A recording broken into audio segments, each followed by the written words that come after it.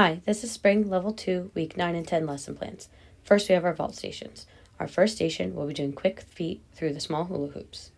Our next station, we'll be working on our run, proper hurdle, handstand flat back to the resi, working on independence on this skill.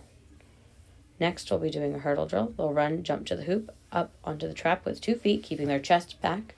And last will be a cardio conditioning station doing tuck jumps on top of the resi. Floor stations.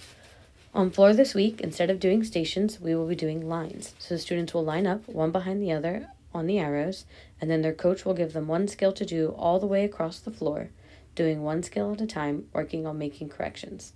Then when they're done, they will get back in line behind their other classmates and wait for the next skill to be called to do the next skill down the line.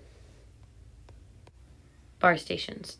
Our first station, students will be working on their soul circle swing, starting from a high block and trying to swing back and forth with straight arms and keeping both legs on the bar.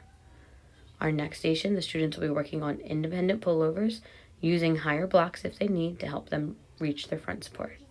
Next, on the high bar, they'll be doing shaping for their tap swings, working on arch, hollow swings, keeping straight arms and feet together. And our last station will be a strength station.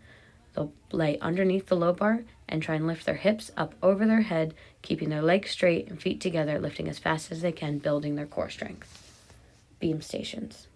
Our first station on beam will be working on straddle whip swings. The students will press their hips up off the beam and try and swing their legs back and forth like they're casting at bars. Our next station, the students will be working on their front handspring dismounts off of the beam.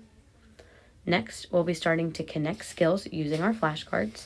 So first, they'll do their V-sit mount, doing their weight transfer to stand, and going into an arabesque holding for 3 seconds.